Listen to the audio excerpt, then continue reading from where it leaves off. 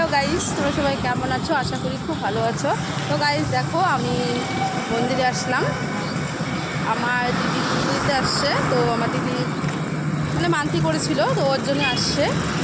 এটা খুব জাগ্রত ঠাকুর। তো তোমাদের এর আগে আমি এসেছিলাম, তোমাদেরকে দেখাতে পারিনি।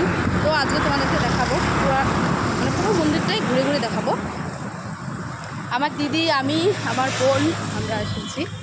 তো দেখো, একটু ঘুরে ঘুরে যাব। আমার বোন যাচ্ছে, আমার দিদি যাচ্ছে। তো মন্দিরটা দেখো একবার। ভিতর দিয়ে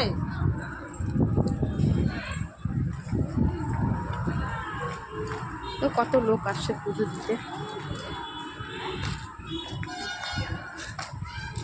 তো দেখো, অনেকেই আসছে পুজো। তো এখন একটু পাটা ধুয়ে নিই। আমার দিদি আগে আগে যাচ্ছে, আমার ছেলে, আমার বোনের ছেলে সবাই আগে আগে চলে যাচ্ছে।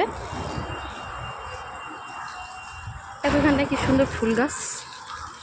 এটা তো অনেক ফুল হয়ে গেলে এই গাছটা যখন ফুল হবে না, মানে এখন ফুলগুলো তো ছিঁড়ে ফেলেছে। দেখো কি ভালো লাগছে না জায়গাটা, সবুজ একদম গাছ, ফুল গাছ, অনেক ধরনের গাছ আছে এখানটায়। গাছ দেখো, আমার ছেলে একটা ফুল ছিঁড়েছে গাছ থেকে। আর মন্দিরে ঢুকে পড়লাম আবার হাত পা ধুয়ে। দেখো এখন কোন থেকে ফুল প্রসাদ সব দিচ্ছে ওরা। তো এখন ওরা পুজোতে বসবে দিয়ে। আর আমি পিছনে আমার ভিডিও করছি।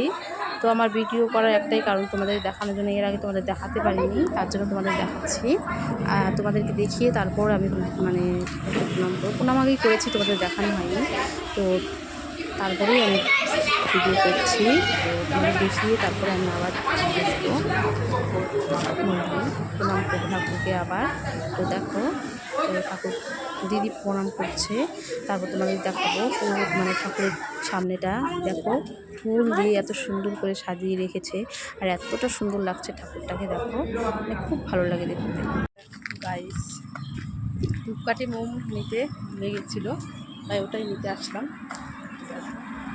গাইস দেখো, এই যে নিলাম মোম আর ধূপকাঠি। দেখো, তো পাশে আর একটা মন্দির আছে। দেখো এখানটায় ভোলানাথ আছে, শিব ঠাকুরের মন্দির। তো এখানটায় দেখো এখন দেখো মন্দিরে ঢুকবো আমি, একটু পরে উঠবো। এখন আমি তোমাদের ভালোভাবে একটু দূর থেকে দেখিয়ে নিই, তারপরে আমি মন্দিরে ঢুকবো। আগে আমার বোন, আমার দিদি আগে চলে যাবে। তো এখন আমি যাচ্ছি। তো দেখো, আর আমাকে এতটাই বাজে লাগছে দেখতে। দেখবে গাইস, আমি যখন পিছন দিকটা ঘুরবো, ঘুরলে দেখতে পাবে আমাকে এতটা খারাপ লাগছে গাইস, তোমাকে কি বলবো। আর আমার দেখো, আমাকে দেখলে বুঝতে পারবে আমি দেখতে এতটা খারাপ দেখতে। আমি দেখতে অতটা ভালো না গাইস, একদমই সুন্দর না আমি দেখতে। তো দেখো, আর আমি এডিট করতে পারি না, এডিট হয় না ভালো। তো দেখো গাইস, তো এখন আমি ঠাকুরকে প্রণাম করে নেব। ভালোভাবে উঠতে পারিনি, ওখানটায় দিদি পুজো দিচ্ছি বলে, তাই এখান থেকে আমি ঠাকুরকে প্রণাম করে নিচ্ছি। আর এডিট করতে আমি একদমই পারি না গাইস, কী বলবো তোমাদেরকে। তো দেখো, দিদির পুজো দেওয়া হয়ে গেলে তারপরে আমি তোমাদেরকে দেখাবো ওই দিকটা, বাইরে ওই দিকটা। তো বাইরে ওই দিকটা এতটা সুন্দর লাগছিলো ভিউটা, মানে এতটা সুন্দর, মানে কী বলবো। তো তোমাদেরকে দেখাবো সবই। তো মানে আমার দিদি পুজো দিচ্ছে, সেটা তোমরা দেখতে থাকো, দেখে তারপর ওই দিকটা দেখবো। তো দেখো, ফুল দিয়ে আগে সাজাবে, সাজিয়ে তারপর সেই মধ্যে জল ঢালবে। দেখো এক এক করে সব ঠাকুরকে সাজাচ্ছে। এখানটায় অনেকগুলো ঠাকুর আছে, ছোট ছোট, ওই যে শিব ঠাকুর। তো সবগুলোকেই ফুল দিয়ে সাজাচ্ছে। ফুল দিয়ে সাজানোর পর খুবই সুন্দর লাগছে। তারপর জলটা ঢেলে দিবে। কি সুন্দর না দেখো, ওই পাশে ওই পারে জায়গাটা। আর আমার ছেলে ওই দিকটা একদম পুরো আমাদের ওখানকার মতো লাগতেছে না?